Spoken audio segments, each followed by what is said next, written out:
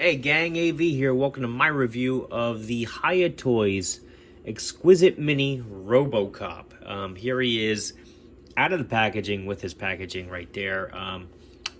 He is a carded figure, which comes in a box. And normally for my Hiya figure reviews, I always open them up first and heat up the joints because they do have a tendency to have issues right out of the packaging, so you do have to heat them up and loosen up the joints to make sure that nothing breaks right out of the packaging. So I can't review it with the figure in the packaging for obvious reasons, but we're going to have a look at the packaging itself. Here it is. Like I said, the card comes inside of a box. On the back of the box you get a photo of Robocop there with the lower half of Ed right there. Some legal stuff there, copyright information for both Hiya Toys and MGM Studios. Top of the box just says Robocop. Bottom of the box just says Robocop. And the two sides just have a continuation of the window. So not much to say about the box itself. Open the box up, take the card out. So you have some original artwork there of Robocop, some bullet holes for added effect. There is a picture of Robocop up there on the top of the card as well. Exquisite Mini Robocop. Flip it over. You get the same film shot up top with Robocop in the bottom half of Ed. Then you have just two product shots right there. Same legal stuff at the bottom. So it's a nice card. Nice card, but again, it's not collector friendly because you have to cut the bubble in order to get the figure out. So I will say, if you're an in-package collector, you're not going to be able to enjoy the figure itself. So let's have a look at the figure's accessories first. He does come with this figure stand, as most Hiya figures do. This figure stand has a single foot peg, some nice detail on the stand itself, make it look like a floor. It also has these notches here on all four sides. These notches are to facilitate these two clips, which it comes with, so that you can put them in the notches and then connect this figure stand to other figure stands in the line to actually make a floor. And that's a pretty nice touch. I like that. For display purposes, kind of adds to the effect, I think. Very cool. He also comes with two alternate hands. Both of the alternate hands are for his right hand. So here is a opened hand for his right hand.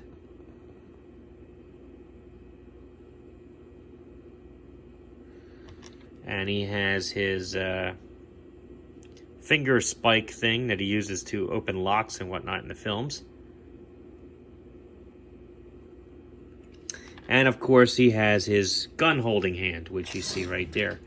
The gun holding hand is nice. The figure's finger goes through the finger guard, so that's pretty cool. You can actually have it holding the trigger. You take the gun out. We'll have a look at that.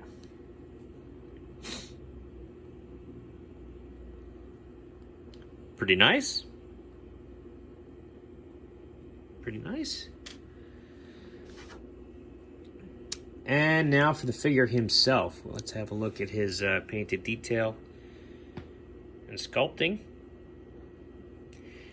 The paint they used is very, very nice. It definitely looks metallic. It has like a purple-ish hue when the light hits it. It's pretty cool. I think they did a great job with whatever finish they used.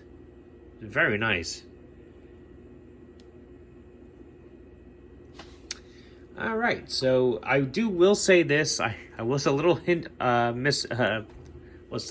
little disappointed that they didn't find a way to actually make his in-leg holster for his gun, but I can understand. I mean, on this particular scale, it might be a little tough to pull that off. But anyhow. So, that being said, there is nowhere to store his weapon. I will say that. So, his head is on a ball joint. And a hinge, it looks like. So, he can look up, down, tilt his head from side to side. Full rotation, although it's a little stiff on mine. A full rotation there at the neck. His arms, because of the robotic nature of the figure, are a little... arms and legs are a little strange, put it that way. He can do a full 360, but it's not a traditional ball joint, so going up is going to be a little hindered.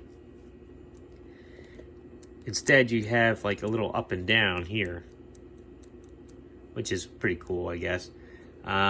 No swivel there at the bicep. Elbows can rotate, can bend up about 90 degrees and flatten out. No swivel there at the elbow, though, I will say. Hands, full rotation at the wrist. You do want to be careful with the wrists, even though they have swappable hands. That is a very small joint, and that's one of the areas where you do have to heat the figure up in order to prevent breakage. Same for the other hand. He has a two diaphragm joints, like one up top and one at the bottom of his abs. So he gets a decent range of motion there at the torso. Legs, again, a little funky because of the way the outfit is designed, frankly. They go up about this high, but go off to the side because of it, as you can see. Don't really go out that much, although they butterfly out a little bit just to get a wider stance. He can do a full 360 if you tried, but he looks a little funky doing it. They also pivot out a little bit, too, so you can get that particular motion there. Knees are single jointed, and they go back about that far. Now the ankles are actually very impressive. He has these pistons back here for his heels, and as you can see, they do sort of work. Let me see, it works better on that particular leg. So that's pretty cool, and the piston does come out and hinge down if you want to get more motion out of it.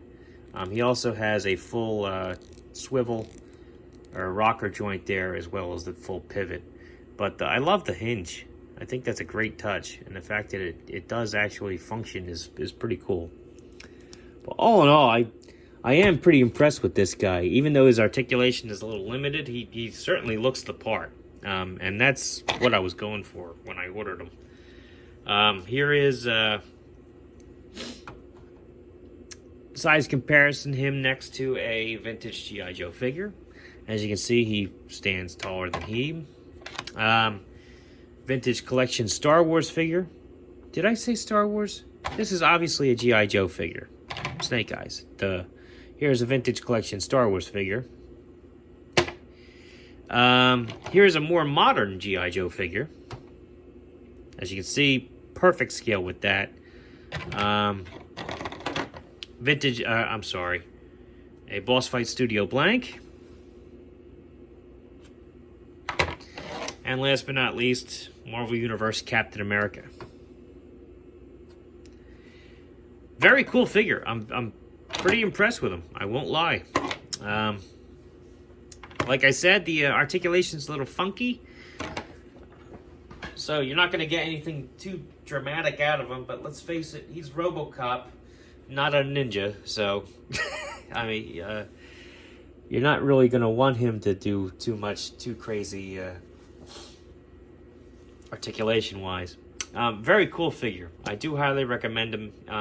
I picked him up on Big Bad Toy Store, who is apparently carrying some Hiya stuff, and you can pre-order whatever. Cool figure. I mean, pretty reasonably priced too. He was at the $20 point.